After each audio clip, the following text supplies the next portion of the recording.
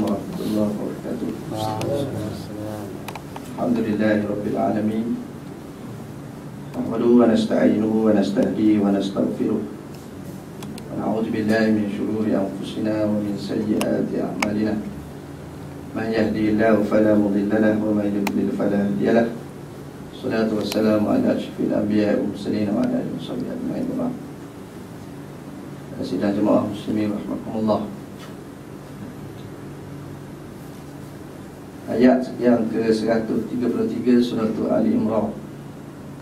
A'udzubillahi minasyaitonir rajim. Wasari'u ila maghfiratin min rabbikum wa jannatin 'arduha as-samawati wal ardh wa'iddat lil muttaqin.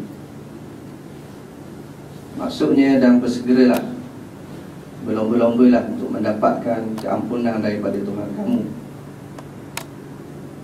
dan juga untuk mendapatkan syurga daripada Allah Subhanahu wa ta'ala yang terbentang luas, seluas langit dan bumi, yang telah disediakan kepada orang-orang yang bertakwa kepada Allah Subhanahu wa ta'ala. Saudara-saudara muslimin yang dirahmati sekalian, pertama kita bersyukur kepada Allah Subhanahu wa ta'ala. Hari ini hari yang keempat kita berpuasa duduk dalam bulan Ramadan, dan masih lagi dalam minit-minit awal bulan Ramadan. Maknanya kita panjang lagi pencutang kita ke depan. Jadi harapnya kita kuat, kita meneruskan sehingga penghujung bulan Ramadan ini. Bukan sekadar berada dalam bulan Ramadan, tapi dengan penuh ibadat-ibadat yang bernilai dan berharga di sisi Allah. Berbalik kepada ayat yang disebutkan tadi, Allah Ta'ala suruh bersegera, berlumba-lumba, al-musara'ah wal mubadarah, bercepat-cepat. Yang pertama, untuk mendapatkan keampunan daripada Tuhan. Maknanya soal dosa, soal taubat, istighfar kena cepat dan bersegera. Tak boleh tunggu raya sebulan lagi.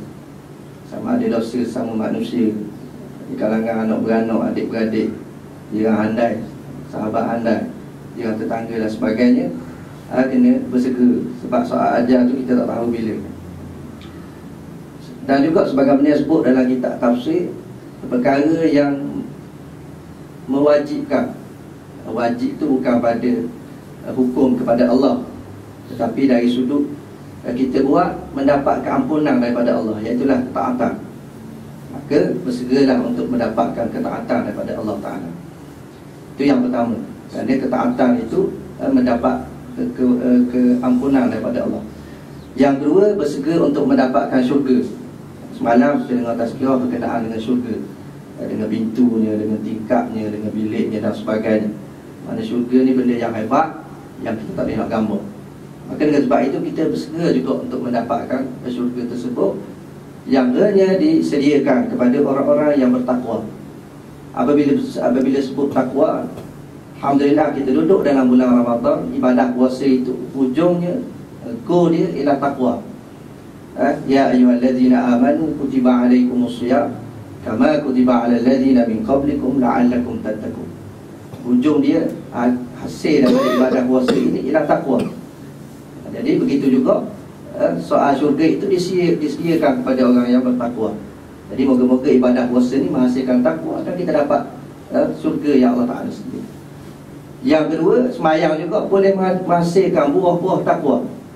Inna solata tanha 'anil fahsya'i wal munkar. Sesungguhnya ibadah semayang itu boleh mencegah kamu daripada perbuatan keji dan juga munkar. Kerana takwa ini antara maksud dia ialah meninggalkan segala yang dilarang. Yang dilarang termasuk juga perkara-perkara keji dan juga munkar, yang dengan semayang tersebut boleh menghasilkan takwa. Apa yang saya nak sebut di dalam tazkirah ringkas kita tengah hari ini ialah yang ketiga, yang Allah Ta'ala sebut uiddat lil muttaqin. Al-muttaqin ditafsirkan ayat selepas itu, alladzina yunfikuna fis sarra'i wad dharra'i wal kadhimina al-ghaidha wal 'afina 'anil nas wallahu yuhibbul muhsinin. Siapa orang yang bertakwa yang Allah Ta'ala sediakan syurga? Nak ambil depan sikit, iaitulah mereka yang yunfikuna fis sarra', yang menginfakkan yang berbelanja, yang bersedekah, yang menderma, yang melunaskan tuntutan-tuntutan sama ada yang wajib ataupun yang sunat. Fisarra, yang pertama dalam keadaan kita senang, kita ada kelebihan, kelapangan, kemewahan. Fisarra itu biasa, kita boleh sumbang. Wadarra, dalam keadaan yang susah pun Allah Ta'ala menyebut keluar juga infak tersebut, kerana Allah Ta'ala maha mengetahui hikmah daripada senang seseorang dan juga daripada susah seseorang yang dituntut hasil daripada itu ialah untuk infak. Maka dengan sebab itulah bila kita sebut infak tersebut, daripada perkataan dia dalam bahasa Arab ni, dia ada nafak. Nafak ni terowong. Kalau pergi negara Arab, pergi Saudi ke, pergi sebelah-belah Timur Tengah dan sebagainya, dia pakai terowong. Nak pergi Mekah ada terowong. Terowong asing tak pernah utuh dulu. Di negeri Mesir ada terowong. Terowong ni dengan makna ada lubang. Sebab itulah disebut munafik ataupun nifak, orang yang berlubang-lubang di dalam akidah iman dia, yang dizahirkan dia baik ataupun dia Islam, tetapi hakikat yang tersemat di dalam hati dia penuh dengan kekufuran dan kejahatan kepada Allah Subhanahu Wa Taala. Maka orang yang infak ini, sebab itulah dalam hadis menyebut antara sifat orang munafik, iza hadasa kadzaba, apabila dia bercakap itu satu lubang dia bercakap, tapi sebenarnya lubang yang lain dia berbohong. Idza wa'ada akhlafa, apabila dia berjanji satu sudut, tapi sudut yang lain dia tidak tunaikan janji. Dan juga iza tumina khana, apabila dia diberi amanah dia khianat. Maknanya bercabang-cabang. Macam kata-kata bewok duduk dalam lubang, dia boleh keluar lubang tu, dia boleh keluar lubang tu. Itulah terowong ini dia mempunyai lubang. Maka hasil daripada perkataan nun fa qaf itu tubik perkataan infak, orang yang mengeluarkan. Maknanya kena keluar daripada sudut kita, dan lubang dia tak kembali balik dah. Itu dengan maksud ikhlas pada Allah Subhanahu Wa Taala. Maka infak yang ikhlas inilah yang dituntut dalam agama kita, yang sangat-sangat dituntut dalam agama kita. Maka bila sebut keluar, mengeluarkan, menyumbang, bersedekah, menderma dan sebagainya, dari sudut fadilah banyaklah. Masalul ladzina yunfiquna amwalahum fi sabilillah kamathali habatin ila akhiril ayat. Berumpama orang yang bersedekah seumpama sebiji benih yang menghasilkan 7 tangkai, yang setiap tangkai tersebut menghasilkan 100 benih buah yang lain, sehingga jadi 700. Wallahu yudha'ifu liman yasha. Allah Ta'ala akan menggandakan lebih banyak daripada itu lagi. 700 bagi Allah sangat sikit. 700 tu penilaian kita, nilaian kita, Allah Ta'ala boleh gandakan lagi. Soalnya sekarang ialah apabila sebut infak, setengah-setengah orang dia kata kalau beri habis. Kalau ada 100 dalam kocek, beri 10, tinggal 90, maknanya 10 habis. Kalau ada RM1 dalam kocek, beri RM1, tak ada lah RM1 dalam kocek tu habis. Dalam bank ke, dalam celeng ke, dalam bank habis. Sebenarnya keyakinan tersebut Allah Ta'ala ajar, Allah Ta'ala sebut di dalam Al-Quran. Antaranya ayat man dzalladzi yuqridullaha qardan hasanan fayudha'ifahu lahu ad'afan katsira wallahu yaqbidu wa yabsutu wa ilaihi turja'un. Dan sesiapa yang hendak memberi pinjam kepada Allah Ta'ala dengan pinjaman yang baik, Al-Qardul Hasan, salah satu sistem akad dalam jual beli bank-bank Islam pada hari ini, Qardul Hasan, pinjaman yang baik, fayudha'ifahu lahu ad'afan katsira, Allah Ta'ala akan balas balik, bayar balik dengan gandaan yang lebih lagi.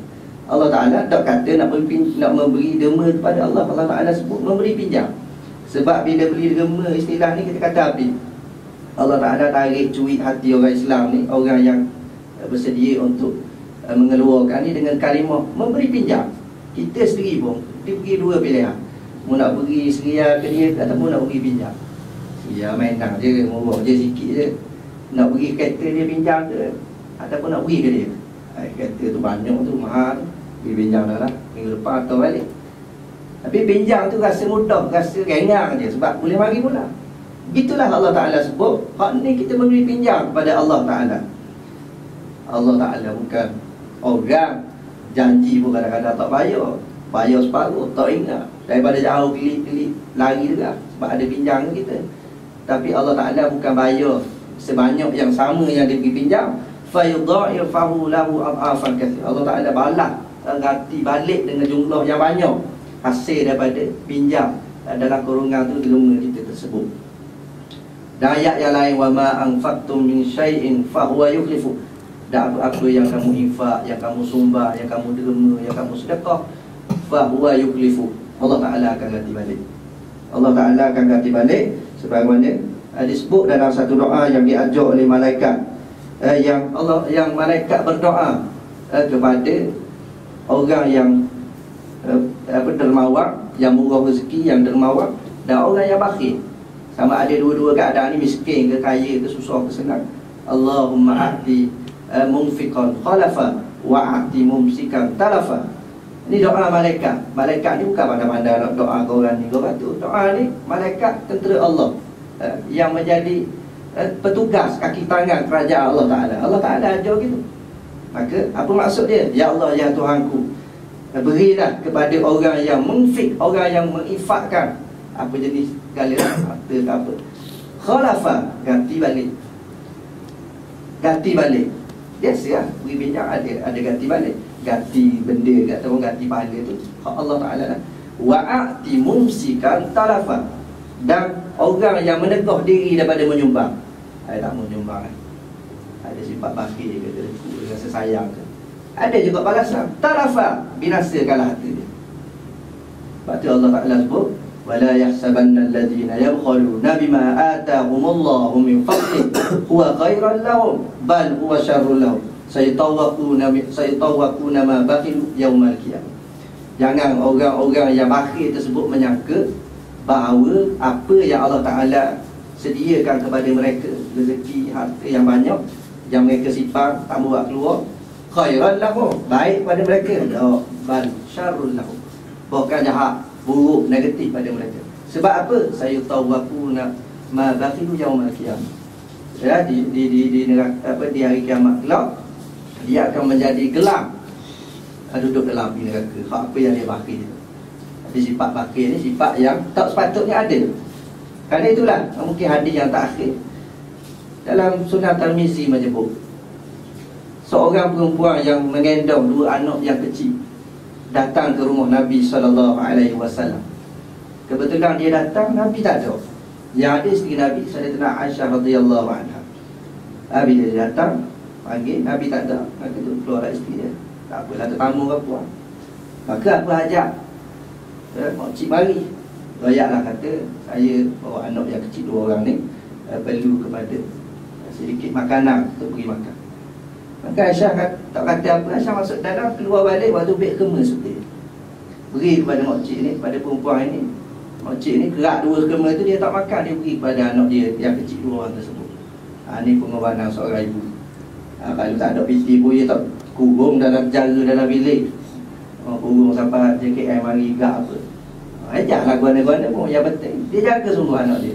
Bawa pergi cari, bawa sekali tempat kerja.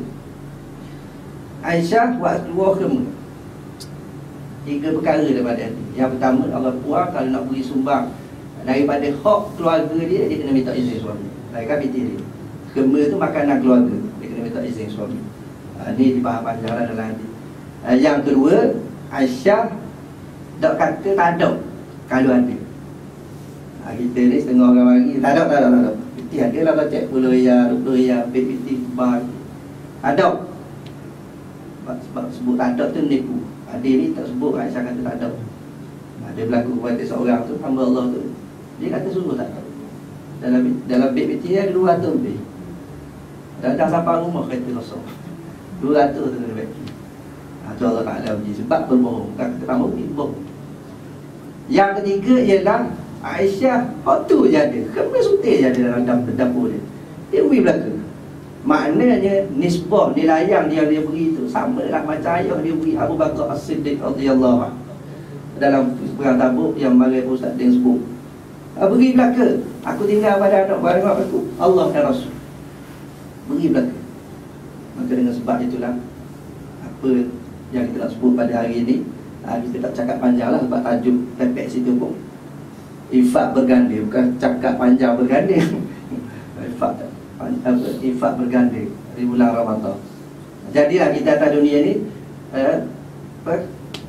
kun fid dunya ka'annaka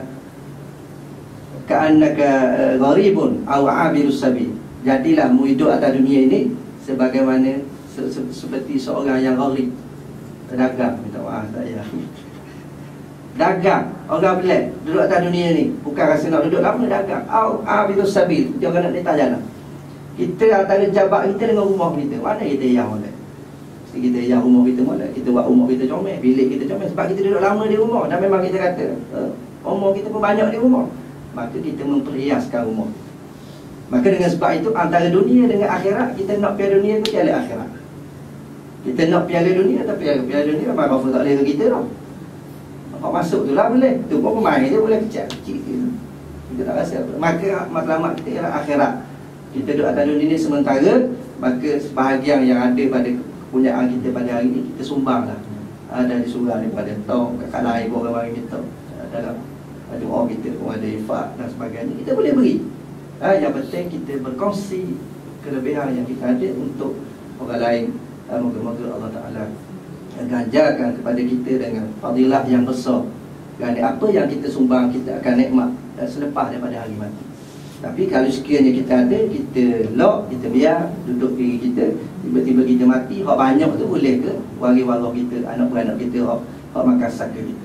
Jadi tak ada manfaat kalau kita simpan banyak-banyak, di hari mati esok kita tak boleh nak makan pahala dan sebagainya. Maka dengan sebab itulah pada hari ini saya pesan kepada diri saya dan juga pada seluruh jemaah muslimin dan juga yang luar sana muslimin muslimat, kita mengambil keberkatan dalam bulan Ramadan ini. Kita menjadi manusia yang pemurah, yang dermawan. Tak kira lah di mana-mana pun kita menyumbang, kerana sumbangan itu boleh memanjangkan umur kita. Dan banyaklah fadilat lain yang boleh disebut dalam ruangan waktu yang lain, yang baik daripada Allah, yang kurang daripada saya sendiri. Cuma yang akhirnya hari ini hari Rabu, kalau tulis itu ada bubur lambu, tapi dengar kata ikan posi tak naik. Tapi tak ada ikan nak buat bubur lambu, hanya minta maaf lah bagi pihak surau hari ini tak disediakan bubur lambu. Takut ada mari kat orang ingat janji gitu. Tengok minggu depan lah, insyaAllah. Assalamualaikum warahmatullahi wabarakatuh. Waalaikumsalam.